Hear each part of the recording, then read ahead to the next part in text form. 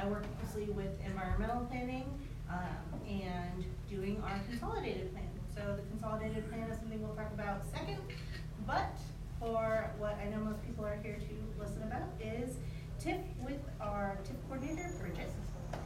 And she's gonna talk to us about TIF and affordable housing. Good evening, everybody. Nice to see everyone. My name is Bridget Hadley, and I am the Economic Development Manager in the Planning Department. And one of my main functions has been to facilitate the tax increment financing program for the city of Omaha. I'm gonna let you know now, I have one of my staff members here, Don Seaton, in the back.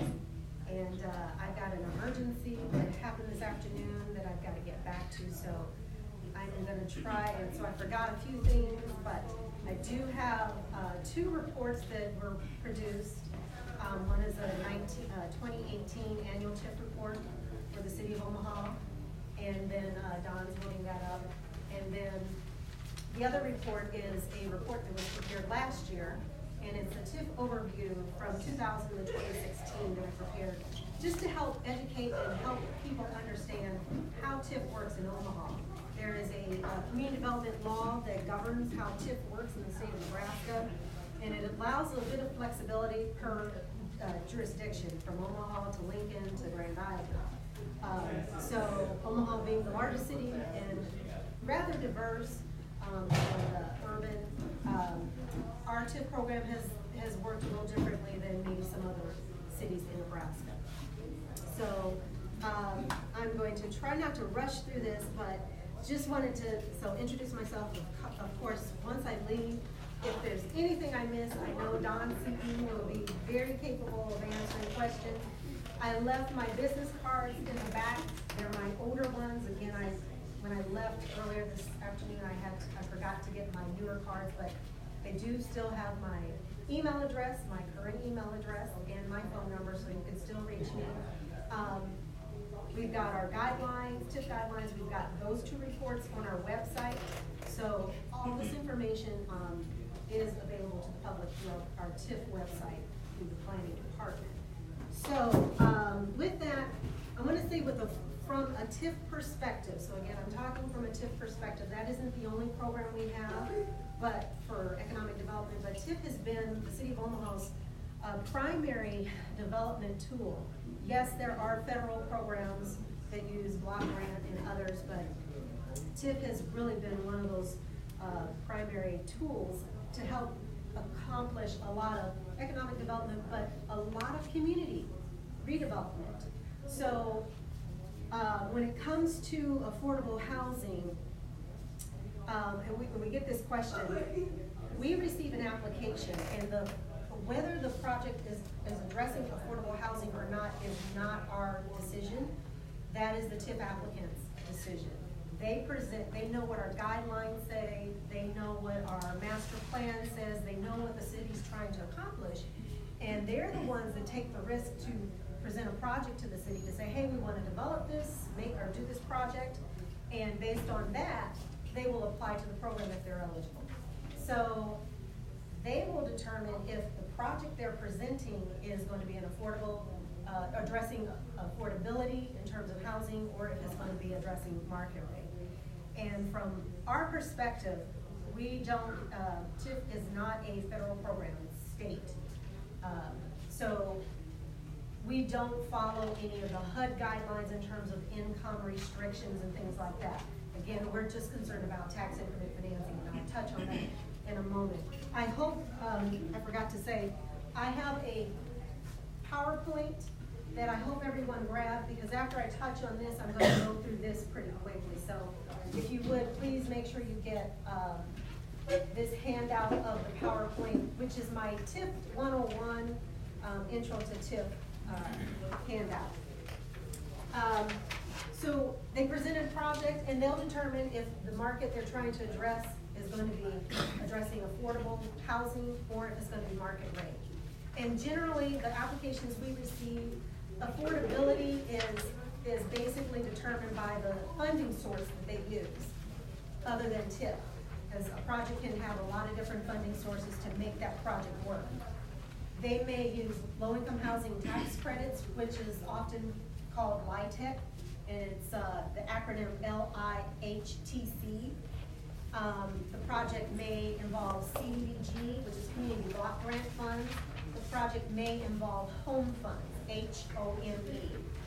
If it has those funding sources in the application for TIF, that lets us know, okay, not only are they using TIF to help that project go forward, but they're also using that other funding source to address affordable housing. Otherwise, the project is a market rate project when it comes to housing. So for simplicity's sake, that's how TIF is used to address affordable housing.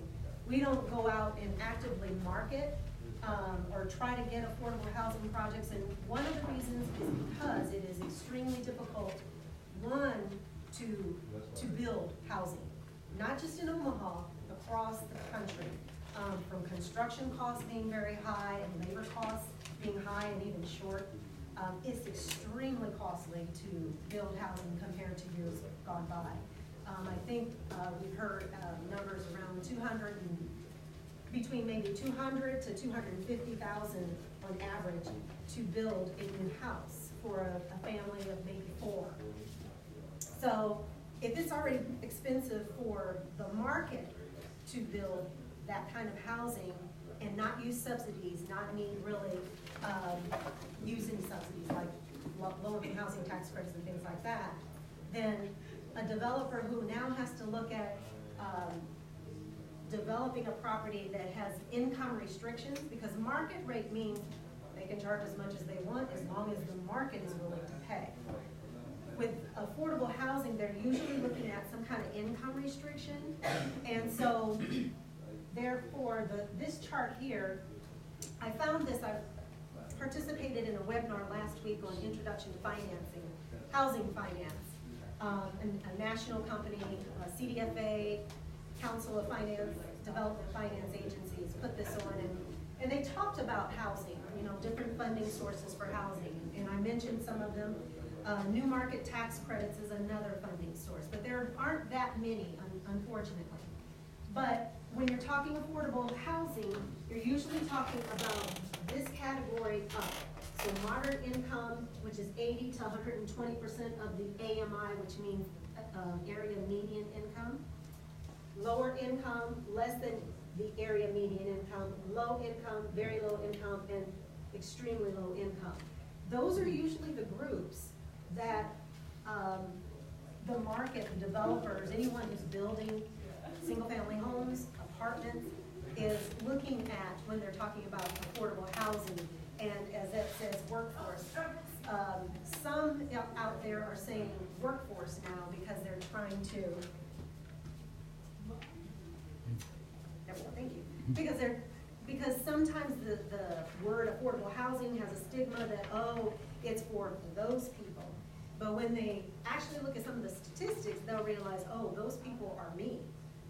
We're all, a majority, if not 95% maybe of the country maybe fits in this category.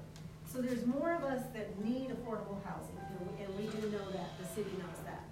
So anyway, as it relates to TIF and affordable housing and how it's used, the applicant will bring us a project, and it's because they see a market or a way for them, of course, to meet a need of affordable housing, but of course, they want to be able to make a profit as well of some sort.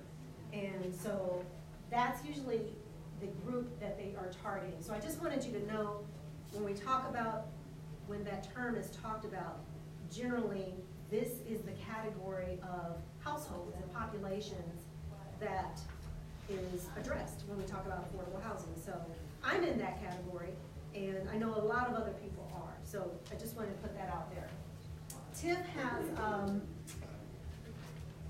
TIF has been used to help fund a lot of projects in Omaha, throughout Omaha, north, south, east, not so much west. But I have some examples of the projects that we have funded in these reports, And then at the end of my PowerPoint, where I talk about TIF 101 or Introduction to TIF, I'll show a few of the projects. If we look right outside this door, the project you see across the street, Fairdale Village, the city TIF was used to help fund that project. So it is used, but as we're talking about housing, it's really difficult for us to go out and use TIF for that, to target affordable housing. And one of the reasons that I forgot to mention is because with TIF, and this will make more sense when I talk about TIF introduction or 101, with TIF, the way it works is there's an increase in the valuation of the property. With an increase in the valuation of the property, there's an increase in the tax revenue. So the more taxes you're gonna pay. With an income restricted project, the valuation's not necessarily going to increase like a market rate project. So there's gonna be less tax revenue increase, so therefore less increment. And for us, a lot of times what that means is in Nebraska, TIF is only good for a 15-year period where those taxes are coming back to the developer to help offset some of those costs. If it's a market rate project, that project may pay off faster, and meaning prior to the 15 years. And what that means is tax revenues are coming back to the taxing jurisdictions faster. When it's an affordable project, it's probably gonna stay a TIF project for the full 15 years. So, and that's because it's income restricted. And more of this may make sense as I go into what TIF is. Can you just advance one slide? Just scroll down. This is the handout I forgot to bring, but I found this. This is the median income chart, median family income chart 2019, and the source is right here. When I was talking with, I think she's back here, Pat Evans, she's the one of the managers in the planning department.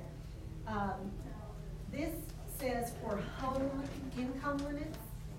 So HUD puts this out. So the source of this is HUD. There are so many different sources and income tables that could be used depending on the funding source. So this one says home income limits, and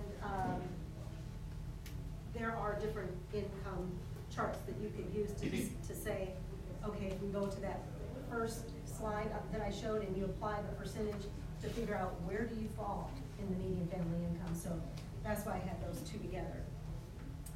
So that, using the two slides, you can kind of figure out, okay, am I in the low income, the very low income, the moderate income? You can kind of figure out where you are using that.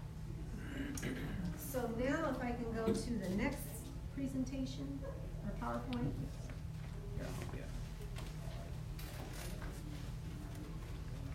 So now I want to just get into tax increment financing. So let me just go ahead and ask, are there any questions yet? So when you were talking about why TIF is difficult to use for affordable housing projects, I just want to make sure I understand. It's because the tax valuation is not increasing enough, you're not getting enough back. So it's right, the developer. Right, so you're making less profit and waiting longer for profit return. There's less, so TIF, which I'll get to you in just a moment. So over the 15-year period, the tax revenue is going to be less. Right. So they're not getting as much TIF assistance. Right, okay. Versus a market rate that's going to have much more of an increment. Okay. So that's one. The other is low-income housing tax credits is the most often used funding source. And in the state of Nebraska, we only receive, I forget, like 4 million. So it's been about 4 million over the last few years. Can you correct me if I'm wrong? I know it's very limited. Yeah. A lot of competition. It's a small amount for the state of, and that's the whole state receives that. And so Now, the whole state, you've got various different, districts and jurisdictions that are applying for that funding, different project proposals that want that small pot of money. Omaha tends to get maybe one or two projects that are funded with LIHTC, just because it's, as Don said, it's competitive. So that further reduces the number of affordable, if you will, projects that are addressed, especially using low-income housing tax credits. With block grant, and you may talk about this more, with block grant and home funds, I mean, those are federal dollars that keep dwindling. And so that's another reason why fewer of those projects are seen. Okay. So, I mean, we need more subsidies. I'm sure and we'll get other them tools. too, definitely, very soon. Okay, I thought you knew something I didn't know. It's like, wow, that's extra, great news. Yeah. I'm sorry, you had a hand up, sir? Yeah, the first two slides, the area median income, so is the area defined as the Omaha, Council Bluffs, Nebraska, Iowa, HUD Metro? I think so. I believe that's what HUD uses. Yeah. Yeah, and that was the question that Pat posed to me. She wasn't sure if they did use the Omaha Metro, MSA rather. Sometimes trying to figure out what HUD's definition of a thing is much harder than it should be, because they change their definitions, and they also have 4 definitions that all could maybe be the thing that you're looking for, but it's not quite. So it's like when you start looking into their data and you try to compare that to census data, the numbers are just not quite the same, and they're close, but not quite close enough to think that they're exactly using the same data source. And HUD is a very frustrating. That is shocking. It's so shocking, right? So Right. what I would DOT is say, always consistent. if that doesn't The DOT is answer your question, if you would take one of my cards and then send me an email on that, because, again, the discussion I had with Pat earlier today, I want to find out if that is based on Omaha's in MSA or not. And low income was 80% of AMI? Was that it? Yeah. 80% of AMI? Mm-hmm. 79 and below. Yeah, below 80%, I believe that's right. Mine most recent Moderate. salary is 60%. Yeah, moderate income is 80 to 120%. For a family of 4. Under those. Yes. I just want to clarify that when we're talking about affordable housing projects, thus far we've been talking about 100% affordable, not mixed income, right? Single person. Yes. Okay. Good question. So she was saying, we've been talking about projects that are 100% affordable, addressing affordable housing, not projects that have mixed income. So we haven't talked about that. The only one that I know of that has mixed income is the Highlander 75 North project. All of those apartments, there are some units that are low income, or if you want to say affordable, addressing affordable housing or households, and then there are others that are market rate, and you wouldn't know the difference. So, and which is great that it's that way.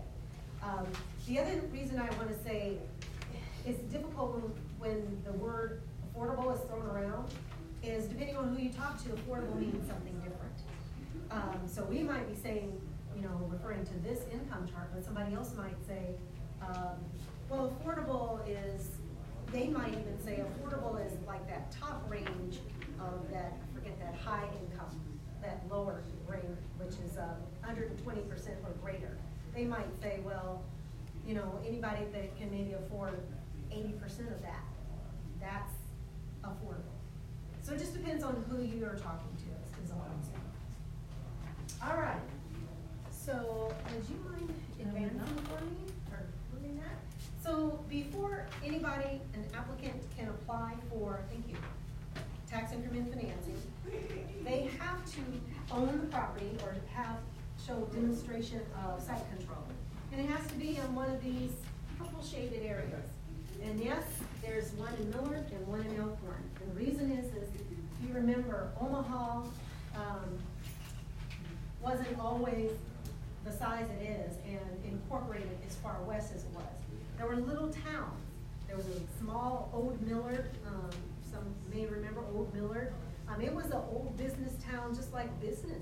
Benson was an business town, a small business thriving district. And likewise for Elkhorn. So they had small little districts, so they had areas that were in need of redevelopment. So there was enough data, when we prepare a CRA, when we get a request for someone, from someone to designate an area as a CRA, we do a study. Dawn has been the fortunate one that gets to do the study. And we look at different variables. We look at demographics. We look at a lot of the physical layout of the land, the condition of the building stock. We look at a lot of those things to determine blighted and substandard. The term blighted and substandard that we use is based on what the community development law defines as blighted and substandard, not what the Webster or Merriam's dictionary says. So just so people will know. Right. So anyway, if you're applying for TIF, it has to be in these areas. You want to go ahead and advance. So once you've decided, let's say you own a property and you're able to apply for TIF. We have our TIF guidelines, if you just say, on our website, which will give you the goals, you know, our economic development goals, community revitalization goals, sustainable goals that we're trying to achieve with TIF. So we do have some goals. And then, of course, the master plan. All the elements of the master plan, there are neighborhood redevelopment plans. All of those come into play when it comes to where do we want to make sure we're utilizing TIF, and then what kinds of projects. So our guidelines will talk about that. But tax increment financing has been around since the 60s, I believe, late 70s. Yeah, I was gonna say it. Maybe it's 69 I heard about, but early 70s. And it was designed to help developers pay for the infrastructure. So a lot of times if you own a property, you don't want to pay for the streets that need to be repaired to access your property, the sidewalks, maybe it's street lights, because that doesn't really, it was not perceived to add value to the property. You, as a developer, as an owner of property, when there was vacant land and you were putting improvements, new improvements on it, or if it was a piece of property that had a building on it and you were just rehabbing it and improving it further, a lot of times they saw no value in improving that infrastructure. Well, this tool was created to help encourage developers to develop the entire property, including the public infrastructure. Then in the 80s, the community development law has been amended a few times, quite a few times. In the 80s, they added the preservation of historic buildings and older buildings, so that now TIF can be used to rehab properties. So who can use it? I mean, some people want to debate about that, but there's a process, and you'll see in the handout, it's about a 6-month process to go through. So time and money, and some people say time is money. So you gotta weigh, as an owner of property, and you have a project you wanna do, you gotta weigh, is this gonna be worth my time and the fees I have to pay? So a lot of times we'll see the more established developers, investors who have owned property and been developing in the community, who will apply because they're familiar with the program, they know how to go through it and apply. We have seen some, like mom-pop type investors, like someone like me who might own a building, a commercial building, let's say, because TIF is not for me who owns a single-family home and wants to use TIF to help rehab that. There are other programs for that. The state does not allow that. So we work with entities that own property that want to redevelop it according to our master plan and our goals. So TIF is designed to encourage private investment in communities in need of redevelopment and revitalization. Of course, this area is definitely one of those areas, and has been one of those areas that has been in need of revitalization. And again, the place in Elkhorn, the old town of Elkhorn, the old Millard area, even as far as the crossroads area. I mean, those are areas where we've seen deterioration, we've seen dilapidation, we've seen dying out of commercial land, people who divest. And when people decide, you know, one, they don't want to take care of property, that can cause disinvestment. Or, you know, it just, property that begins to run down, that can cause an area to run down, and it leads to an area that is in need of revitalization. So again, that's what TIF was designed for, is to help encourage investors, developers to invest in those areas and help the city achieve its goals from the master plan, and, you know, helping to definitely fulfill the community development law. So, we'll advance to the next slide. This is a basic, and this did not come through right. On your, if you have your handout, this is the right shape. So somehow when this transferred over to my slide, this didn't look right. So I apologize. But the basic model is this. So as you see here, this blue line is just showing you the increase in valuation that happens over the time of the TIF. So the TIF application begins about here, it gets approved, the term is 15 years, and it ends in 15 years, no matter what. Let's say the note doesn't pay off, 15 years is done. Those taxes that were deferred to help pay for that project are now going back to the taxing jurisdictions. So what you see in here, this blue area, and then this green area. So if you can imagine, this green area right here, this bar, is sitting up under here and up under here. So that green is going straight across. And what that means is, at the beginning of a project, that property owner was paying taxes. If it was an exempt property, the assessors will place a value on that property before it becomes a TIF project. So there's going to be a value, a base value. So that way the taxing jurisdictions, and that's a win-win for taxing jurisdictions, because if that property was exempt and wasn't paying taxes before, and it becomes a TIF, well, now it's going to pay taxes. So right there, that's an immediate hit to the taxing jurisdiction, so that's a positive thing.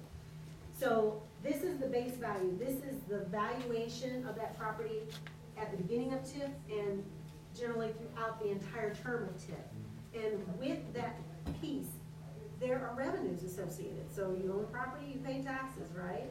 So there's a base tax payment that's paid during this entire time. Then you have this here, this blue. And this blue starts right about here. And it goes up. It follows this line. So what happens is, TIF project starts here, you got base value, it gets approved by the city council, and they start construction. Well, as you start construction, you're gonna start improving that property. Whether it's new construction or rehab, now there's value, new value you're adding to that property. That's incremental value, and with incremental value comes incremental taxes. So that's where the name came from, tax increment financing. This revenue in this blue area, and that's what this little box is, it's in this blue area. So this revenue that starts coming in, being paid by that owner of the property, along with this revenue that's being paid, comes in, but only this increment goes back to that developer or owner of the property, and they use that to pay off a loan, because our TIF is developer financed. In Lincoln and other cities, the city will take out a bond. They'll place a bond for whatever the amount of financing that TIF generates. So let's say the property was valued at $10,000 and they were paying $1,000 in tax revenues and annually. So that's this green area. For the term of 15 years, they're gonna be paying that 1,000 in taxes every year. So then let's say they develop it, they get approved for TIF, and now the value, let's say somewhere after construction, the assessors will come in and place a value on it. They're coming in every year looking at just about, they'll place a value on it when it's done, and they'll say, okay, maybe it's at full valuation, or maybe it's just at 90%. That's a significant, so that could be somewhere in here, or it could be somewhere in here. They'll place a value on it, so now you've got this value plus this. That's all new, all value, this is what's new, this is the increment. So that tax now annually is being paid back to the developer because she took out a loan for for that amount over a 15-year period. So let's say the assessors say now the value is 100,000. So it was 10, now it's 100. The difference is, if my math is right tonight, 990. I should have made that simpler. 990. And let's say the new taxes are 10,000. The developer has to pay the full taxes, the full 10,000. The 1,000 still comes to the taxing jurisdictions. The balance of the 9,000 every year is diverted to the developer, which is actually assigned, in most of the cases, assigned to a bank, because the bank gave them the equivalent of, what did I say, 9,000 over a 15-year period, amortized and net present value, whatever that number is. The bank gave them, or is going to loan them that amount. And the bank gets paid back through the tax revenues, the incremental tax revenues. So we call this developer finance TIF. And so in that report, this overview of 2000 to 2016, I don't know if it's page 8, but in that report, that's where I talk about how TIF is used, and I talk about is developer finance. So I know I'm going over this, and this graphic, I apologize, is messed up, but on your handout it is correct, and I think you can get a better visual of how it works. This is a basic model that's used across the country, or some variation of it, so I feel pretty comfortable showing it every time when I talk about TIF. If I can just, let me go to here and then answer your question. So if you could advance one more slide. And so what is TIF used for? So when the developer receives the TIF funds, and he doesn't receive those up front. Let me put a pin here. The only way the developer receives TIF funds is he has to produce a project. He has to develop that project because TIF is based on the increase in valuation. They're not going to get an increase in valuation unless they produce a project, what they propose to do. So if they don't do anything, then there's likely going to be no incremental value. And so therefore there's no TIF funds coming back to them to pay their note. So it's incumbent upon them to make sure they start right away and get that project going. So what they use it for, as I mentioned earlier, public improvements was the first use, and we always want to make sure if there are any public improvements that need to be done surrounding the building or the property of that project, that they tell us what those funds are, or what those items are. Is it the sidewalk? Is it landscaping within the right-of-way adjacent to the sidewalk?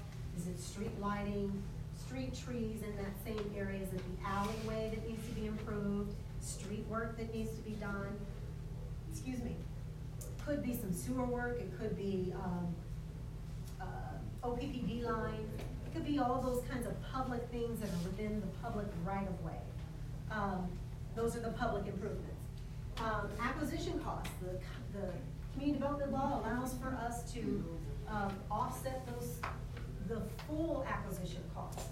Now, I have took the liberty to put in our guidelines this differential, just because we don't want to incentivize the owner of the property by allowing them to say, hey, you can get this project is in an area where TIF is eligible or available, and I know you can get TIF, so they jack their prices up because they know that the acquisition cost is TIF eligible.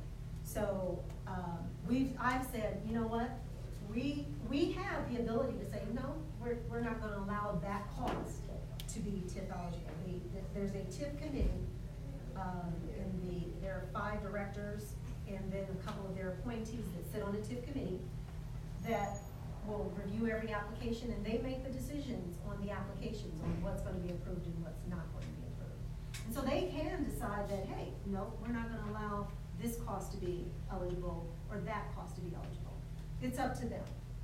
And our city attorney is also on that committee, so, you know, we make sure we're in good graces with the law that way.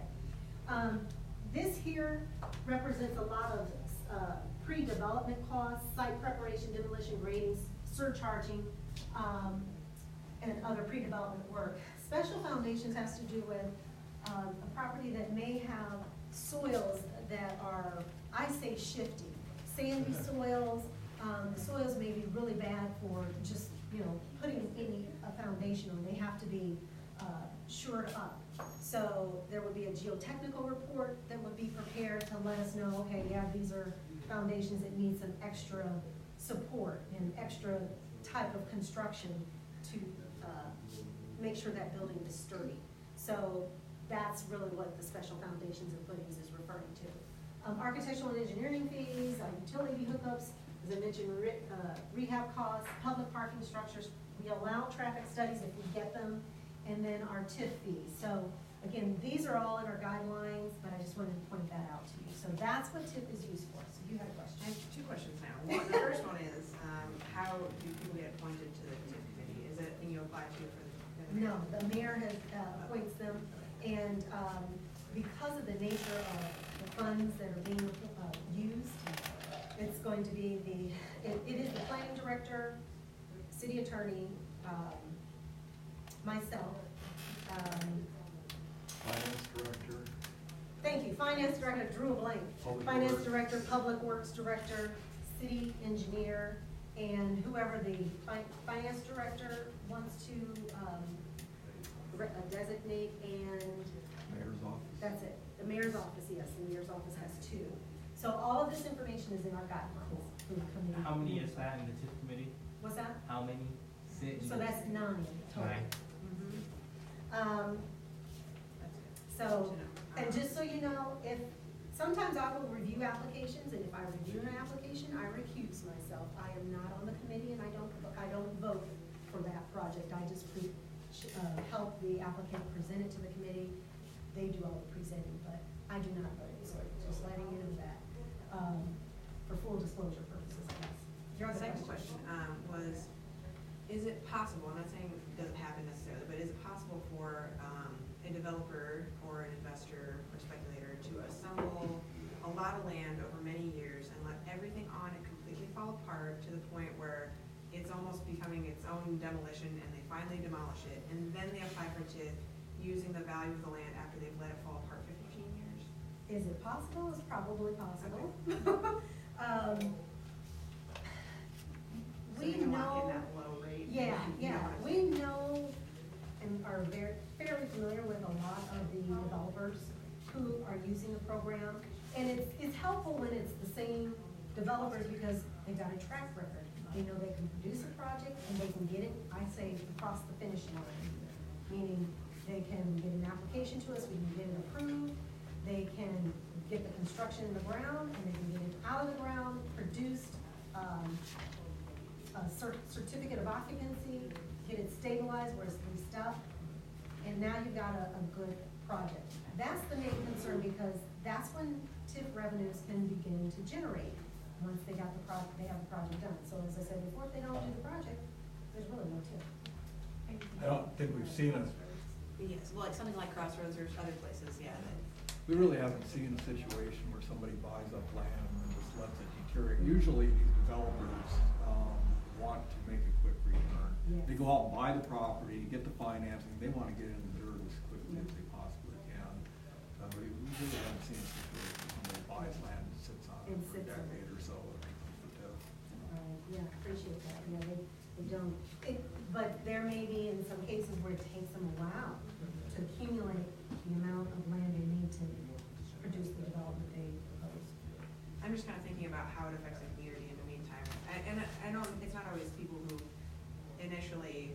I'm talking about land speculation in general, not just TIF, and that probably is land that ends up getting sold to somebody who's going to apply for TIF, That and could it's not actually happen. the TIF Yeah, applicant, this, but. yeah, so it's nothing we Yeah. have any control over, if you Yeah. will. Sometimes we may suspect that. I mean, if we, especially if it's someone we don't really know, and it's like, well, you know, what are they doing? When we evaluate the applications, I mean, we'll look into some of those things, but like I said, a lot of the times we're working with developers, attorneys who have applied to the program in the past, so they know the program, how it works, they know what is not gonna get approved, and they know what has a better chance of being approved. So, So here's the process. As I mentioned, 5 to 6 months, and that's because it used to take me longer because I would take calls over the phone and I'd kind of walk people through, here's how you apply, here's what you do, and then they'd submit their application, and then I'd find out I'm doing the same thing and evaluate it. So we have a date for applications to be received, and once we receive the application, that's when the time clock starts for our evaluation process and the approval process. So from the time the application is received, staff reviews it. Once we determine, okay, this is a good project, it makes sense, it meets the guidelines, it meets the community development law, checks all the boxes basically, we can take it to the TIF committee. The applicant will present and the committee will decide, yes or no. There have been some times where the committee has said, you know, you need to do a couple of things, so maybe it'll be approval subject to them addressing a few issues, or making sure that they take care of some things before it goes to planning board. So they have that ability to do that. Then, after the committee gives us approval and they've met everything, then it goes to the planning board. Planning board gives us recommendation of approval. Basically, planning board is looking at land use, they're looking at zoning issues and compliance with the master plan. So it's the committee and then the city council who's really looking at all of those development issues and questions that may have been brought up, as well as the staff. I mean, we look at that first. So then after the planning board gives us recommendation, it gets to city council. And getting things scheduled on the city council, you know, some days they meet, some days they don't. They're meeting most Tuesdays, but the month of July, there are 2 Tuesdays they don't meet. So it can make the length of time before we get to the council a little bit longer. But it's generally, we take a application to the committee. The application, we use that to put together a TIF redevelopment project plan, which goes to the planning board, and then that plan goes to the city council. Council gives an approval for that project plan. Then we put together a redevelopment agreement. And that agreement is what actually authorizes the city to utilize that tool of TIF, tax increment financing, to be used for that project. So that's an agreement that then goes back to the council after we negotiate with the developer, the owner, on the terms. It's a standard agreement, so there usually isn't too much negotiating that occurs. We go back to the council approves it, the mayor executes it, signs off. It's effective essentially 15 days after the mayor signs off. So that's about the 6-month period. And now we'll go to just some quick examples. So examples of TIF around the city of Omaha, well, Exarban Village is another one. I personally say, and this is me, I feel like that's one of our most successful TIF projects because this is what it used to be, the Exarban racetrack. And then they demolished that and there's a vacant piece of land, several acres. And it wasn't producing any value, any tax revenues to any of the taxing jurisdictions. Developer came in, presented this example, and this is, I think, from the initial announcement of that Exarban Village redevelopment plan. So they were saying 82 million. I'm sure it's way over that. But what they produced was a mixed use redevelopment. Thank you. I don't know why I got that in my head. Mixed use redevelopment. And what that means is a mix of uses from housing, and when we talk commercial, we're talking office and retail. So it's a mix of office, retail, and housing, and parking structures. And there's a park there. developers be motivated to develop that anyway, even without the TIF? Might be motivated, but whether they can get it done is the question. Financing is always the question. And here's the thing I think some people don't realize, development is a risk. Because, yes, it was a racetrack and you're thinking, maybe, you might be thinking, or some may be thinking agricultural land, there shouldn't be too many issues with the land, but we don't know. I think they found out, one, part of it is in the flood fringe. So you have to have flood insurance, you had to raise buildings. That wasn't known at the time they proposed the project. The soils on different parts of that whole area, the soils were not in the best shape. So it was gonna cost more to redevelop that. So motivated, yes, because every dreamer, every developer rather has a great idea on what they wanna do, whether they can, I'm gonna say, get it across the finish line based on what they proposed is the question. And financing is one piece of that. Entitlements, getting control of the property, and then all the pre-development costs, architectural drawings, does this actually work on that site? Environmentals, there's just so much that goes into it, so. Does that answer your question? Well, so in my ignorance, I don't know anything, but like Blue Cross Blue Shield, they've got a lot of money. And the developers that are developing for Blue Cross Blue Shield, I assume are doing quite well for themselves. Keepit's doing quite well for themselves. So I would think they'd be motivated to sell multi-million-dollar buildings to these rich corporations. Wait, who would sell the, Aren't the development companies being paid millions of dollars to develop the very shiny buildings that? I wouldn't say millions, but they are being paid because yes, they will say, either they might approach, Blue Cross or Blue Cross, likely. Blue Cross is on incorporate. board before they lift the shovel off, guarantee you. Yeah, they internally will make a decision, this is what we want to do, and then they'll find who they want to develop it. But in terms of, do they have, they've got money, well,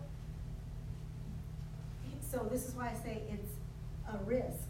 And everyone who has money, or whether it's a lot or a little, has a decision to make on whether they want to develop here, or here, or here, or develop it all.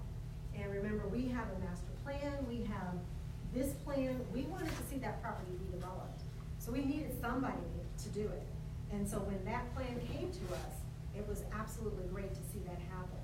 So I guess I'm saying that it's a risk, and they didn't have to develop there, but we needed that developed, so we were certainly happy to help them redevelop it, because what that means is we've got millions of tax revenues now that will be coming in.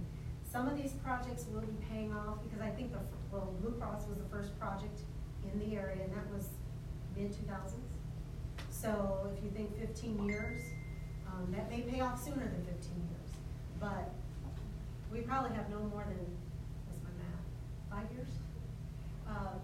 And then that should be paid off. And then, every project that happened every year after that, it's just every year more and more will be rolling off, and those tax dollars rolling on into the revenue stream of the taxing jurisdictions. So. Yeah, okay, so that makes sense, right? Anybody would make that be. There are sort of no consequences to taking an abandoned piece of property on a floodplain and turning it into a $200 million project. I wouldn't say no consequences. Well, there are no downside. It's gonna be a win-win for everybody. My question is, if you apply that same model to, say, North Omaha, and suddenly you start driving up rents and putting working class people and poor people on the streets, there are consequences to that decision. I agree. Regentrification, it's great where it works, and it's devastating where it doesn't. And we've seen this all over the country. The second thing is, none of this actually addresses a completely separate problem, which is sort of the Jack Kemp theory of helping people at the bottom of the spectrum access real capital for themselves. This does not perpetuate, this perpetuates poverty, this perpetuates dependency, this doesn't break the cycle of generational wealth not accumulating. And Olivia, can I? you know, this incentivizes people who already have access to capital. They already have So money. what I wanna say is. Well, they have access to capital. So, They may not have again, money, but they have TIF access. is not to It address is- that issue. Well, So it is just a be use clear of on tax that. money for development. You know, it is that issue. So It is a remember public we have, use, it is a public we use have money. master plans, Right. we have redevelopment plans, we have revitalization, where we say we need to see these areas revitalized. There is a point in time when that will not happen. So in Zarvin Village, that's not gonna happen because it's almost fully developed. Yeah. So it does work, and it does what it's supposed to do. But what you're pointing out is very valid, so I don't wanna Yeah. dismiss that, it's very valid, but TIF is not, it's not a end-all be-all. It is not the answer to everything. There's gotta be other public policies put in Well, place. And there's a lot of they other get public equal- policies that have failed our community, so let's be clear Yeah, about yeah, that. Lots of public policies that have failed our community. TIF is just, like I said, it's just one of the tools that have been used. There are many other tools that could be used, for various reasons. This is the one that's. I appreciate the educational So- part of this, so I mean, I just. Okay. I have a question. Brian Smith is unable to attend, but would like to ask, would like to know the planning department to explain why the city has not produced any impact assessments on TIF. Each TIF approval removes funding from Omaha Public Schools, Metro Community College, and local governments for up to 15 years. The city should have to prove a public benefit that outweighs the losses to our common good. So is there an impacts assessment you do? So the community development law only asks us to prepare a community, cost benefit analysis. And they have prescribed that in the community development law, and we've been audited. There have been no specific directions given on anything else that the state legislatures, the senators want. So what we are producing in our TIF applications, in our TIF redevelopment project plans is what is acceptable to the state. So that's how I would answer that question, is we do have the cost benefit analysis, and what we have been, receiving in our TIF applications has been satisfactory to address that. So let's go to her. Oh, I'm sorry, I was trying to get the lady behind you, and then I'll come to you. Thank you. If a government needs X amount of money to run, and these developments are, they're not paying their share, they get this TIF back No, they're paying their share. after 15 years. No, Because during that 15 years. during that 15 Yeah, years. so remember I said it's developer finance. They're not gonna be able to do that project unless they go to the bank and say, hey, I'm doing this project, this is the amount of TIF I think I can get, will you give me a loan for this amount of TIF? So, again, there's a huge amount of risk, and I think that's not, really understood a lot, is that there's a huge amount of risk the developer takes on. Remember, we as a city, we can only do so much, but we can't do it ourselves. We have to utilize nonprofits or for-profits to do the things that are in our master plan and all of those kinds of, achieve those plans, and our objectives and our goals. And so therefore, there's a cost to that. And in this case, the state law has said, we're gonna allow the use of TIF to be a tool to encourage the development we wanna see. Well, my question is, I know TIF was used for some of those hotels that were recently constructed downtown. Why, when they are offshoots of multi-billion-dollar companies, Yeah. why would they need to? So again, what hotels bring. I know what they bring, Wait, but- let me finish. So before those hotels were here, if you remember everything that was here before these TIF projects, what did we have? We really did not have a vital, thriving, active city. I mean, a lot of the accolades we have received from the chamber about Omaha being all of these great things, places to live, is because of I'm just telling you, this is Yeah, I what, know. is because of the investment the city has made through the TIF program. If those projects hadn't happened, we would not have Midtown Crossing, we would not have Exarban Village, we would not have a lot of the development we've seen in the downtown area. We wouldn't have the Blackstones that have created destinations. When you create those destinations, and even those hotels, they bring in traffic, they bring in people who are willing to pay for all the retail services and support the retailing in the community. So they Well, are some a driver communities of commerce. are benefiting from that. And they What's kick that? out the people who are already there that can't afford it now that it's risen. I think when people mention Blackstone as a goal, I start to get really upset. Yeah, I know there's, Because it's There's- so fast and yeah. people can't keep up and they get kicked out. And that's gonna happen in my neighborhood soon, and I'm worried about that. again, TIF is doing what it's supposed to. There are other public policies that need to be instituted. Yes, I think. And I limits can't is speak what I'm to saying. that. I mean, I think when you're talking about. That's what, you know, If that this needs should to be happen. built, it maybe should have been smaller. Maybe the developer can scale it back a little bit so that the development doesn't outpace the ability for the current residents to participate in economic development. Because I think that's the problem. When I talk about gentrification, I'm not just talking about the taxes going up, property values going up, and the general, the AMI going up in the neighborhood. I'm talking about the people who lived there before the development participating in that benefit. Mhm. Or it being displaced, so like, Yeah, that's typically what displacement happens. is the problem, always. And I think there's just not enough limits or restrictions on if these things can only be done by people who are capable of taking a massive risk. That means very wealthy people will risk a lot of money and either lose it or make a ton of money, and And no let one me else tell you, gets they're to. not very wealthy, a majority of them are not very wealthy.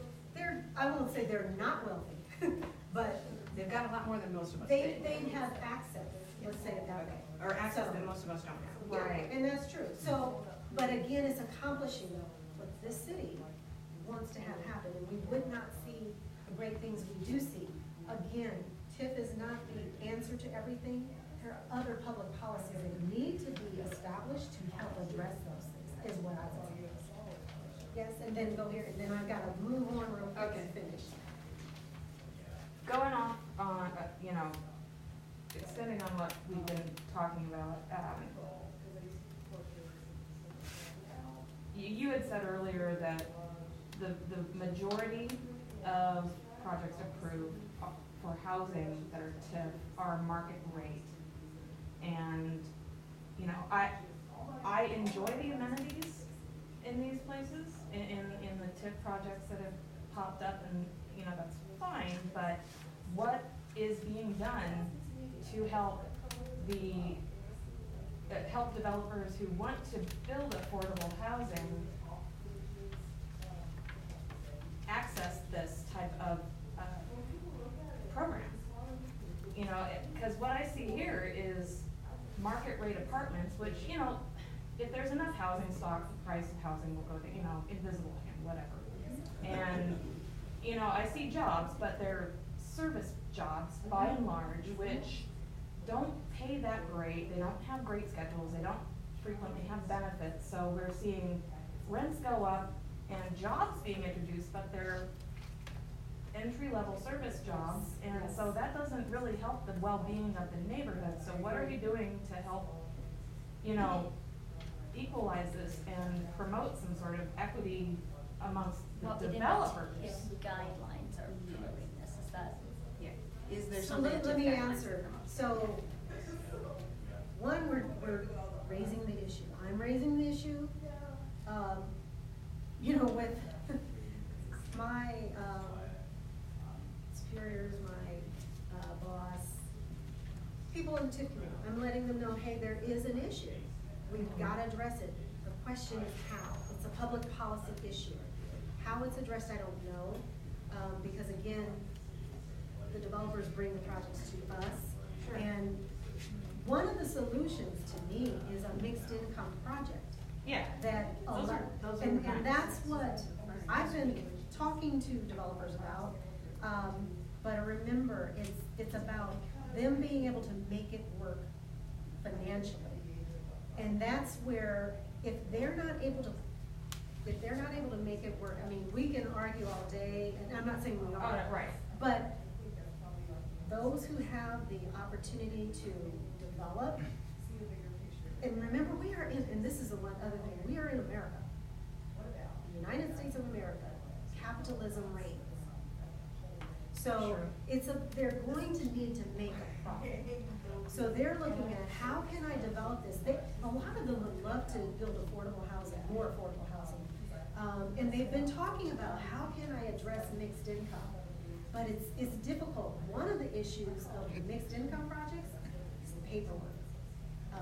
The federal, the monitoring, because there's likely going to be federal funds involved. Whether it's new market tax credits, low-income housing tax credits, you gotta monitor the number of units, you gotta monitor every person who is considered in those low-income units, what their income is, and if there's changes, you know, as the leases change, you've gotta monitor a lot. So it's a lot of paperwork, it is a lot of hassle, and if they can build affordable and not have to worry about that, I mean, that's their choice. That's what they may do. Trying to figure out, and we're having more conversations about how do we help them. Pat and I have been talking, our assistant director, we've been talking to him and others about this problem. How do we address it? What do we need? Well, one, we need more tools. TIF is not the only answer. CDBG, home funds, those are shrinking. So it's a challenge, but and we know we've got to address it. How it's going to be addressed, I just don't know. So, okay, and so I got to go here. I'll go to you, and then I've got to finish up because I've got to go. All right, I have 3 questions. Probably the most technical one being, if developers are able to pay off that TIF loan faster, where does that funding then go? So that 15 Taxing revenues. So remember, those are tax revenues. Yes, so that they're using to pay off a loan. So when that loan at the bank is paid off, now those tax revenues are coming back to the taxing jurisdictions. So if they pay it off before that 15-year mark, it goes back into the jurisdictions earlier. Okay. How many developments in Omaha see that happen? How many TIF projects? Do you have a percentage or Have a payoff early? Yes. No, I do not. No, I've just started in the last couple of years putting data together. Okay.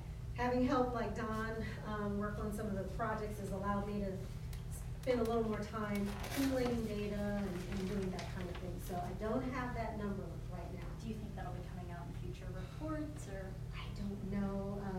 I have the full database, if you just want all of them that less than 15 years and it ended, that's what you want? It's something, I've got like several things I've got to work on in terms of data to be able to produce that for the public. That is one of them, so I just don't know how soon I can get to that. If you're a city councilman, you would like to see return on investment by the reputations of the developers. So, you know, this guy's got a great track record, he's getting his business done, we're getting a return on investment from this guy. Greenlighting that vote is a lot easier than greenlighting. With the report, so if you look at the annual report, the section about paid off, that's where you're gonna see that information. So if you take a look at that, that might answer your question. I was just wondering if you had that broken out that way, and no. And then my third one is then how do we as citizens come towards the TIF council board and say, you know, we want additional regulations, or we want to see these sort of projects with mixed income and the like financed over other projects, and how do we then support you all in that? Yes, so that would be addressing public policy, and I would say you would start with the council rep. A lot of these rules are made in Lincoln. Well, that you could start there, You know, if but they then you can also talk with your state senators. Do you all have any recommendations then that people could back and go to their council Well, people? one, and I think Nicole's gonna talk about some of the AFH, affordable, affirmatively furthering fair housing, yeah. And so there are a lot of goals there. When it comes to TIF, again, we're governed by the community development law. So it's mainly about where is that revitalization gonna happen, where's redevelopment gonna happen, that's what we're gonna use the tool for. So I say start with your council members, let them know, and then you can talk to your state senators. And the policies that. Stuff this year, didn't Yeah. but I don't think it. It's, went anywhere. there'll be something coming to the next general election about extremely blighted areas, where he wants to make the term longer so that that would maybe entice developers to develop in areas where there's extreme blight situations. So a lot of it is in North Omaha, but, we're producing a map, I think it's almost done, so that I can figure out where those areas really are, and then we'll know, how effective that would be. Yes? Luis brought up a point that I wanted to sort of get some clarification on. So the city council's voting on getting a tax break, basically. Nope. Huh? Well, There's no tax break well, because or a remember, tax they deal, pay the whatever, tax, a but it tax comes deal. back, yes. Okay, tax Just the deferral or increment. whatever. Yeah, Okay. just the increment. Okay, my question is, Mhm. okay, Luis brought up a point about the schools. Mhm. So the schools school board is a different taxing jurisdiction. Mhm. Yes. So this doesn't change the metrics of the school board. This is a property tax thing. This is Yes, a- property These are tax. the taxes the city government collects, not taxes that other jurisdictions might collect. Right.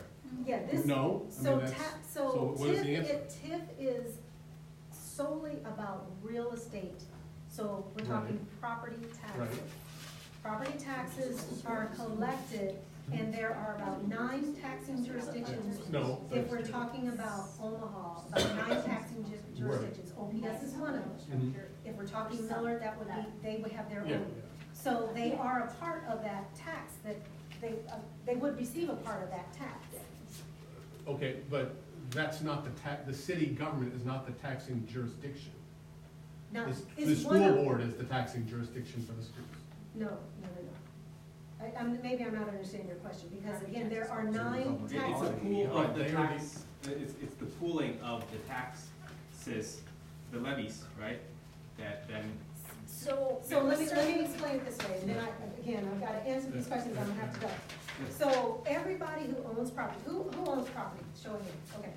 You've looked at your tax bill, right? And you see a bunch of taxing Right, exactly. jurisdictions, right? Each jurisdiction has So its own. each one of those taxing jurisdictions gets a piece of the tax revenue that's collected by the county, Douglas County Treasurer. Right.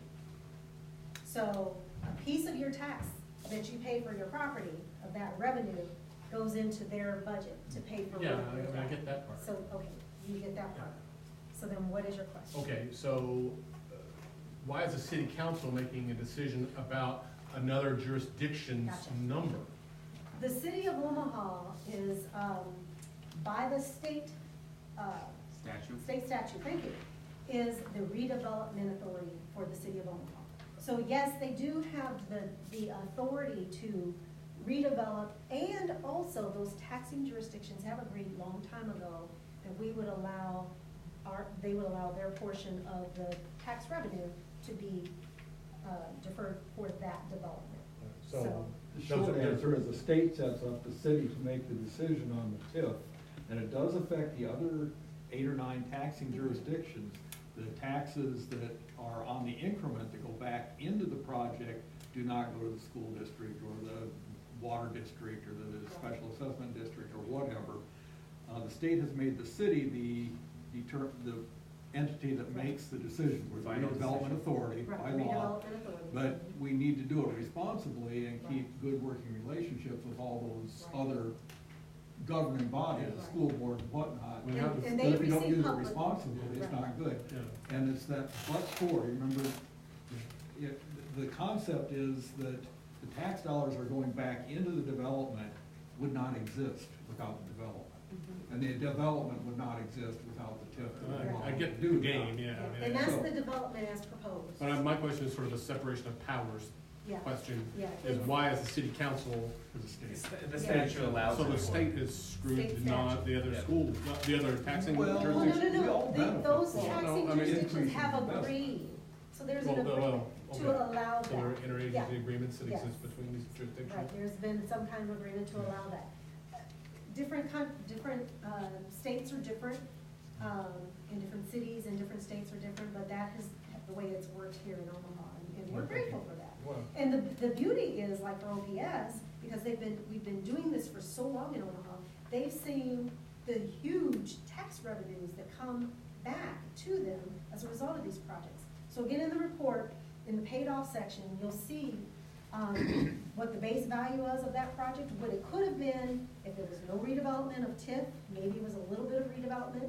The state has on their Department of Revenue website, they look from 2008 to 2018, and they kind of give a general idea of what the increase in valuation is on various properties, residential and commercial properties, and it's averaged about 2% from 2008 to 2018, over a 10-year period. So there's not a whole lot of increase. So therefore, if the project never developed with TIF, the city, any of the taxing jurisdictions would not see a whole lot of increase in revenue. Now TIF comes in, got this huge, I hate to say windfall, but a huge increase. And so they've seen the benefits. And that's just the TIF part. There's all those multiplier effects. You've got new jobs that have come in, you've got new businesses.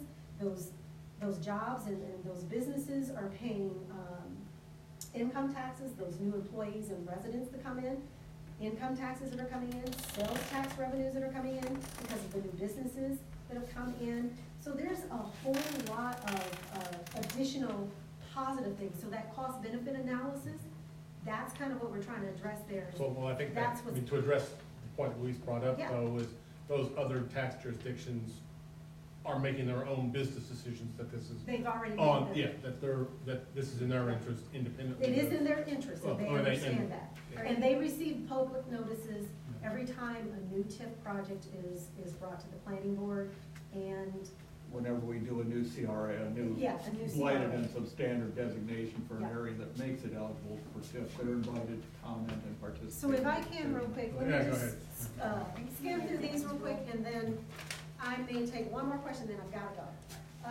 So of course, we know about Midtown Crossing, it was Mutual of Omaha owned, oh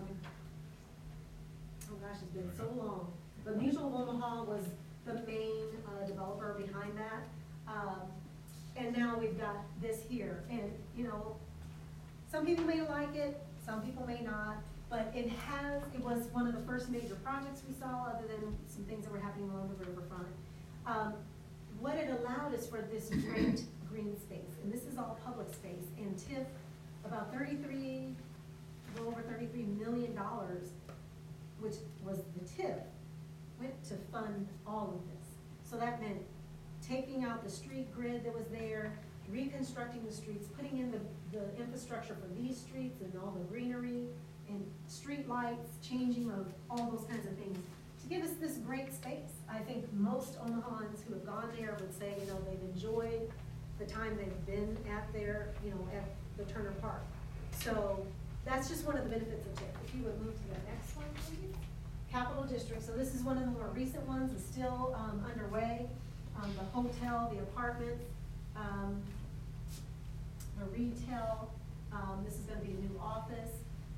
I'm sorry, parking. The parking garage is behind. Yeah. This is where new office is going to go, a new office space. And then, of course, there's another piece of it over here, which is this here. So it used to be the Pinnacle Foods site. When they vacated or left Omaha, they left that site vacant, became a parking lot. Very little tax revenues were coming to the city. Now with this project, after 15 years, I mean, there's gonna be millions of dollars coming into the taxing jurisdictions. Is there one more? Okay, so then, your favorite. So Blackstone, do you remember what it used to look like, dilapidated? There wasn't a whole lot happening and not a lot of tax revenues coming into the city. I remember hearing about Shooters, used to be Shooters, and there was another name. Straight Shooters 2 and then Cheaters. Cheaters. I lived On on the that other corner corner. for a long time. And there were a lot of issues with crime, shootings, which I thought, why do they call it Shooters? And so that tended to bring the area down. Now we have Blackstone there, and some people really love it, I'll just say. And it's bringing more tax revenues into the city, and as those TIF projects pay off, those revenues are gonna come into, the taxing jurisdictions. In the last, I got one more, two more. Burlington, this building, I'm very proud of this, is that building sat vacant for over 40 years, untouched. And it's a beautiful building, historic, and it could have been torn down, and it would have been tragic. And the fact that someone said, hey, we're gonna try to figure this out, and I apologize, that slide is really off. Try to do something with it. We had a few people look at it, nothing panned out because it was extremely, extremely expensive. KTV came in and they spent millions of dollars. They knew they weren't gonna get their return. I mean, they spent a whole lot more money to restore that building and bring it, not just bring it up to use, but make it almost state of the art for them. And the value of it is not meeting, what they paid and what it cost them to get it to that state. But it's a beautiful building, and it's preserved an older building, so it was a great thing. 50th and Ames, I know people say Walmart has a lot of money. That's a food desert. There used to be a grocery store there, and I remember because I used to go there. That represented an area of disinvestment. There used to be a grocery store there, they left. Bankers, you had to go to 72nd. And then there were some other smaller grocery stores that if you wanted to go there, you could. But it left a big hole, so therefore a food desert. So yes, we wanted to see someone like Walmart who's going to bring fresh produce and other types of goods and services that you cannot find unless you go to 72nd or beyond or across the river. And we want to keep that money in the state of Nebraska, let alone Omaha. So, it was certainly worth doing this project. And one more slide, I think. Yes, last slide. So this is just across the street, Fairdale Village, part of what it used to look like fairly recently, where that was the only building. There were some buildings there, but they were torn down years ago, and so that was barely standing. When OEDC decided we could do something with that, they kept some of the facade, and then they just used a unique and innovative way to create commercial property, just to try to bring commerce to this area and help revitalize it. I think it has done that. I mean, Drips is here. Yes. And we've got the contemporary. The Union. Thank you for contemporary arts. So that's what what the city wants to see in terms of revitalization, is helping to bring investment into the area, because when you bring investment in, it will encourage other investment, and it will help bring values up. And I know it doesn't address, like you said, wealth and poverty and all that. It's not what we're trying to do with TIF. We're trying to do this revitalization and whatnot. There need to be other public policies that address that. So with that, I am done. I'm over my time, and I apologize. I talk too much sometimes. But thank you for listening. If you have questions, Don he's going to stick around, and I've got my cards. If You hear from me enough. What's that? I said, you hear from me enough. Thank you. It's all good. I have a suggestion though, like with the city council. Could do it. Please stick around. No, we were going to go to 7:30, we're at that time. It is fine, Bridget, I knew that this was what we wanted to get to. So, if you all would take a look at the poster boards we have, with the AFFH poster boards, if you know anyone who's making progress towards those goals, please write it on a sticky note, stick it up there, let us know who they are, and then, take a look at our priorities. That poster board, if you have any questions about what they are, ask me, and then put a little sticker and tell us what your priorities are, so that we can make sure that we're keeping our priorities in mind.